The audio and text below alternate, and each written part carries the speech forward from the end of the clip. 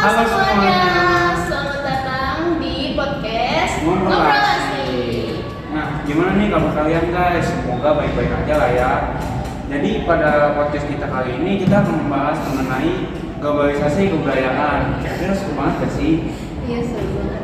Nah, btw hari ini gue gak sendiri nih. Gue ditemenin sama partner gue yaitu Jolin. Halo, oke. Seperti yang Michael bilang, kita akan membahas tentang globalisasi kebudayaan terkait pandangan, dampak, dan solusinya. Oh iya, hari ini kita tuh gak bakal ngobrol dulu aja nih, Mike.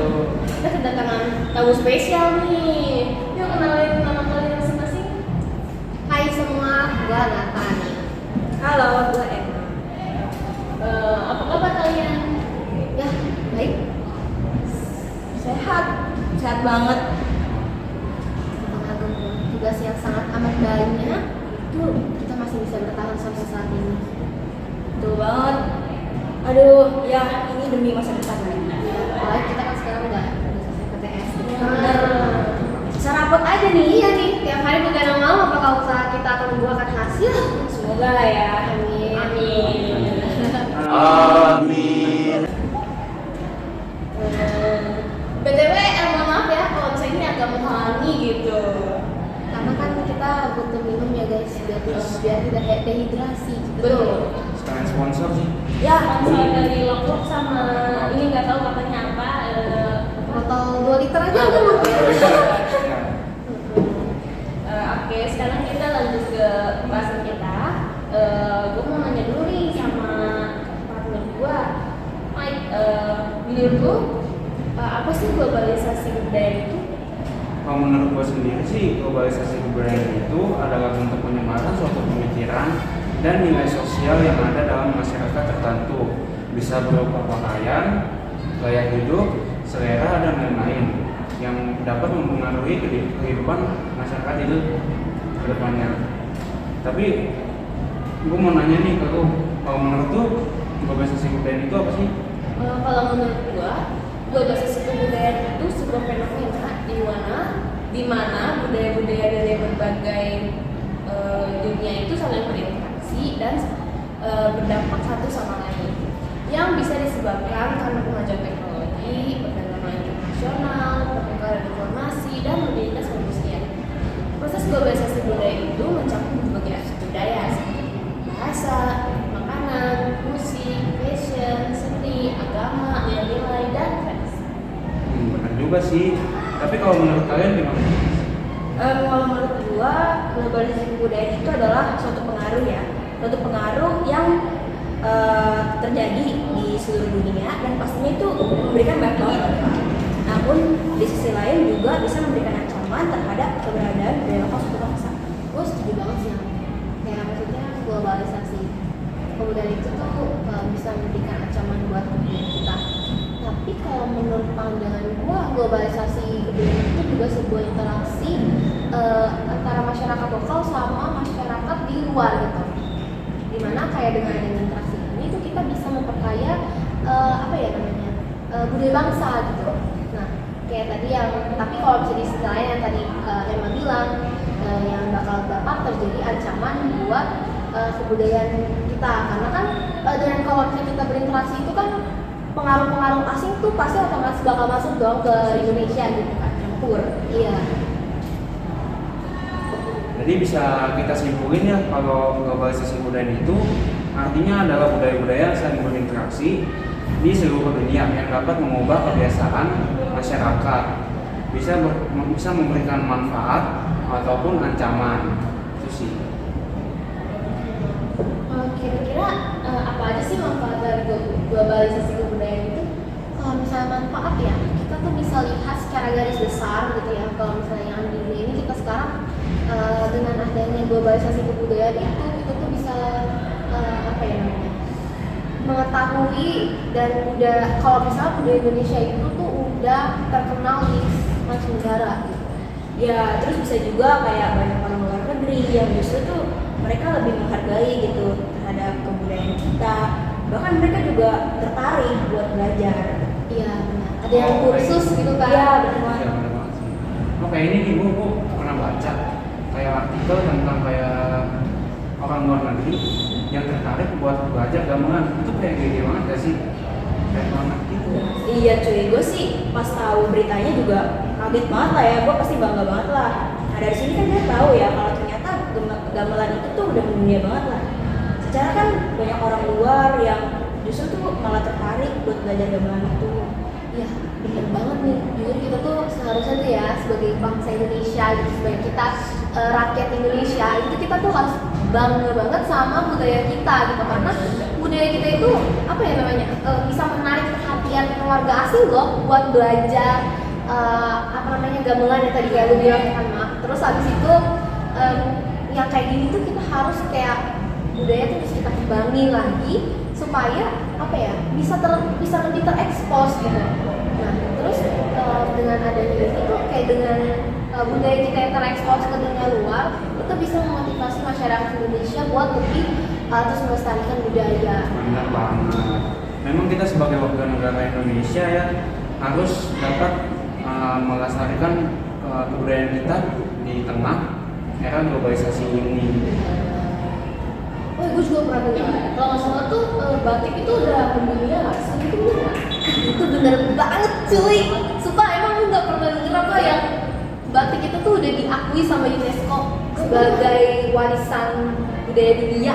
Banyak orang luar yang pakai batik sih. Sumpah, iya banyak banget orang yang pakai batik. Kayak contohnya waktu apa sih yang konser SM tahun Oh, iya. itu, mereka kan kayak semua vendornya itu kayak bilang, ayo guys kita pakai baju batik. Dia suka pakai batik.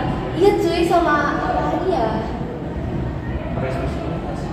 Iya, itu bener. Ada Paris Fashion Week. Apa namanya batik itu tuh kayak udah dikenalin gitu loh di Paris Fashion Week. Tapi gue juga baru tahu tuh batik baru dipakai di Paris Fashion Week. Tapi setahu gue baru dikenalin di UNESCO doang. Tapi yang bikin batik tuh diakui negara luar tuh apa ya? Sebenarnya kalau untuk batik ya, itu diakui sebenarnya tuh gara-gara cara pembuatan batik tuh sebenarnya unik. Terus habis itu melambangkan kebudayaan Indonesia banget. Iya, terus juga karena kan batik itu tuh kayak apa ya namanya punya representatif setiap daerah masing-masing. Contohnya kayak batik Megabendung ya, itu ambil aja nih. Batik Megabendung itu kan kayak itu kan dari Cirebon. Ya itu tuh dia punya makna sendiri. Kayak maknanya itu kayak dia tuh harus menahan amarah. Pokoknya kita kayak harus menahan amarah kita supaya menunjukkan apa ya sisi bijaksana gitu. Nah dari situ kayak menunjukkan apa namanya simbol awan yang mendung gitu. Makanya kan kalau bisa kalian lihat gambarnya nih itu tuh gambar Megabendung itu gambarnya awan-awan warnanya biru kadang-kadang gitu kan. Oke, ini nih guys. Jelasin Nathan. Berarti batik tuh kebudayaan turun menurun ya. Tapi keren banget masyarakat Indonesia udah bisa mempertahankan kebudayaan kita di era globalisasi. Iya benar keren banget sih.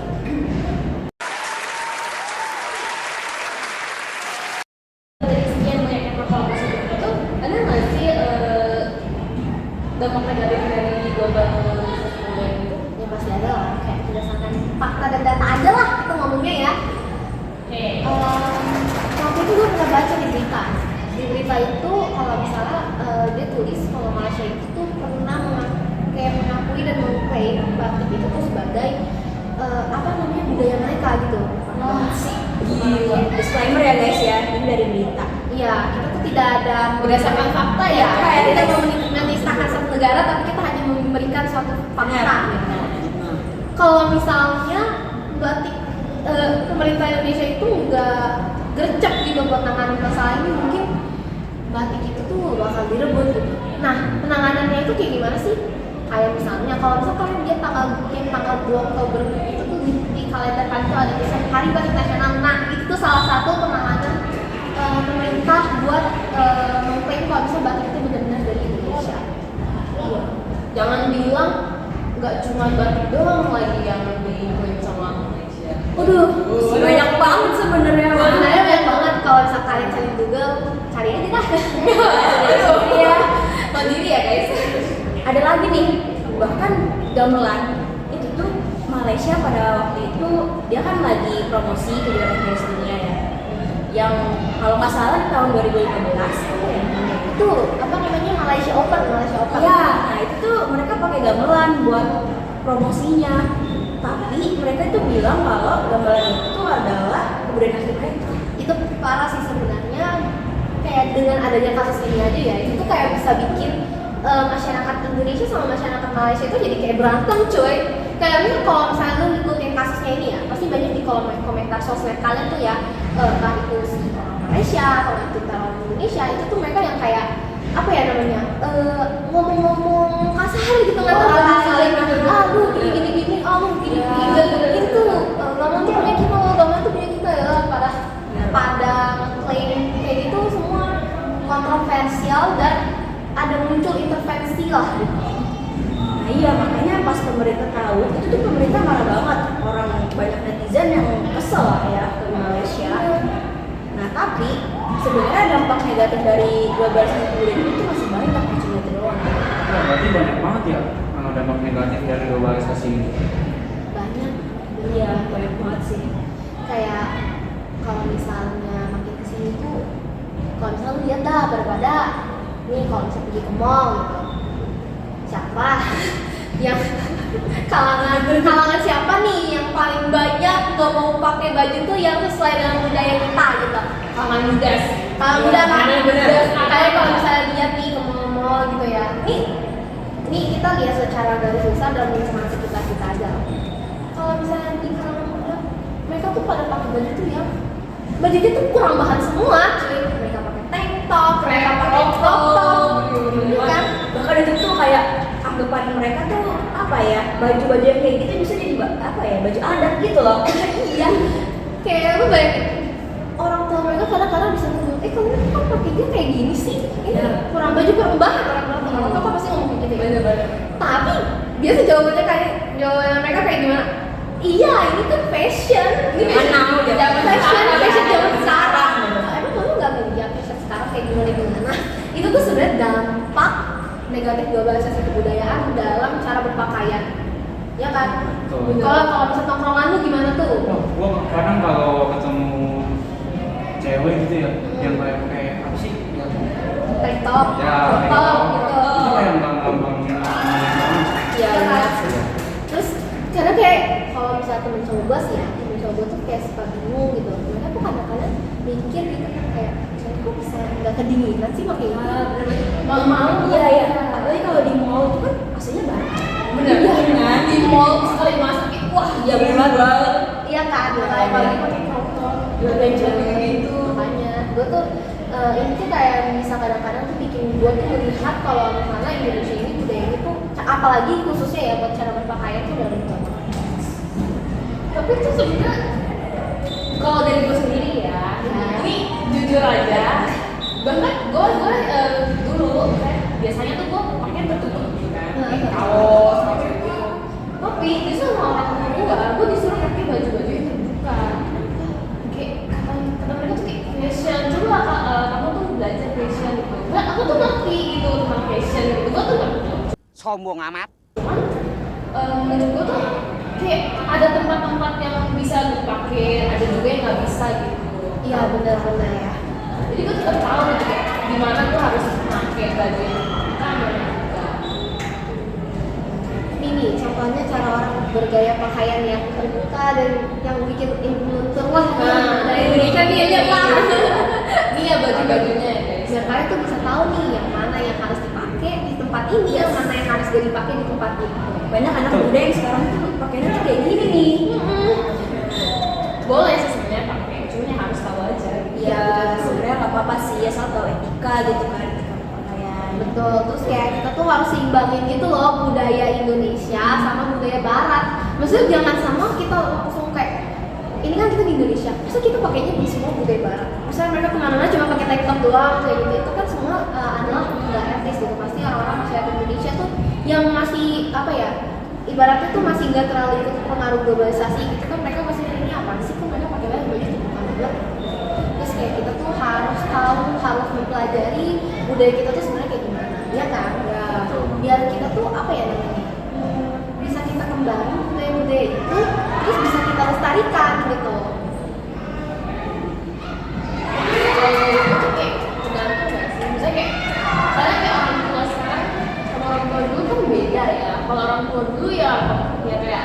kita pakai baju ya kayak sih kok yang itu bagaimana.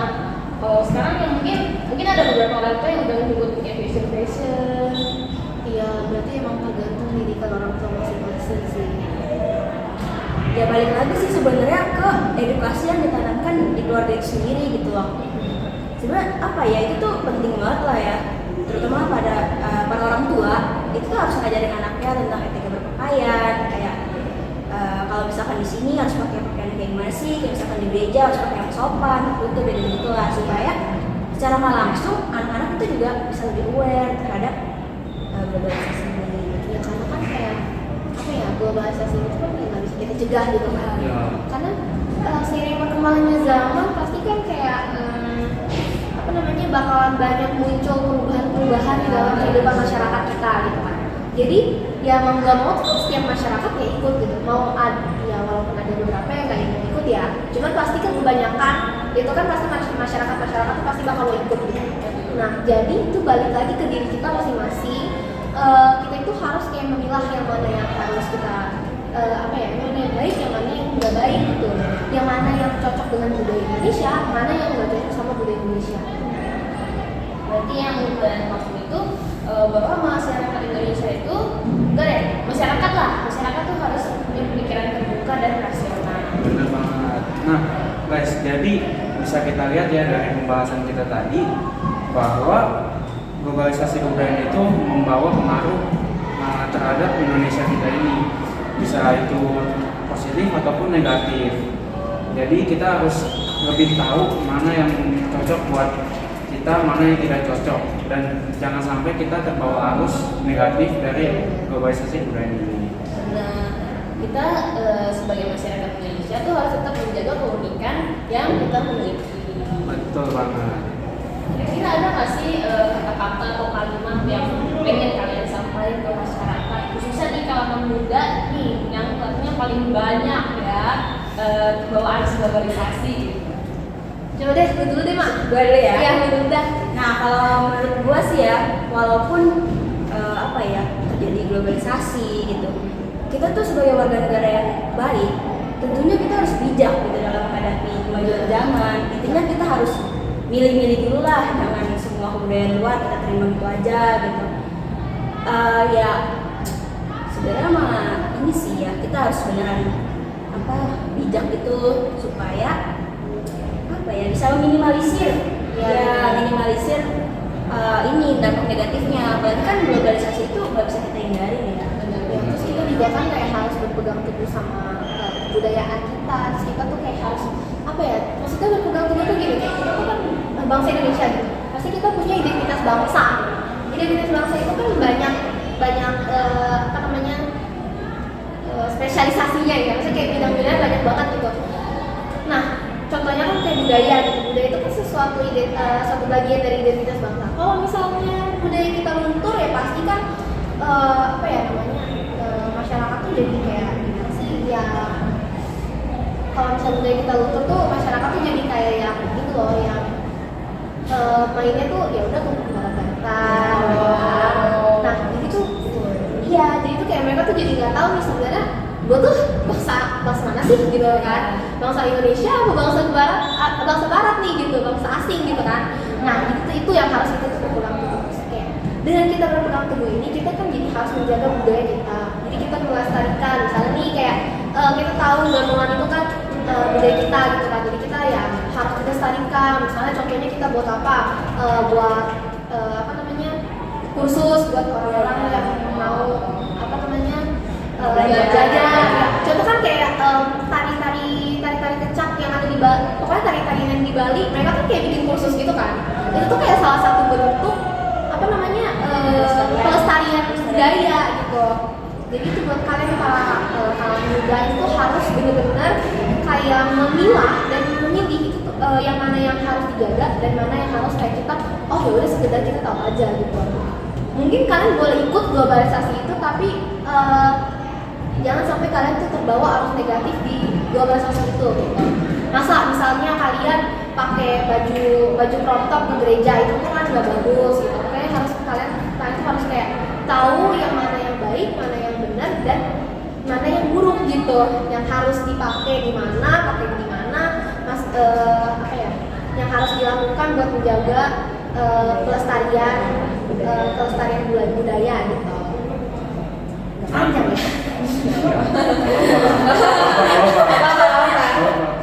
Nah, nggak kerasa banget nih udah sampai penghujung acara. Terima kasih kepada Emma dan Antoni yang udah ngobrolin podcast kita hari ini. Terima kasih juga buat teman-teman yang udah nonton podcast kita dari awal sampai akhir. Semoga apa yang kita bahas hari ini bisa jadi bahan refleksi kita ke depannya. Nah, terima kasih juga yang udah nonton. Kami dari Ngobrol Asik mengucapkan sampai jumpa. Dadah.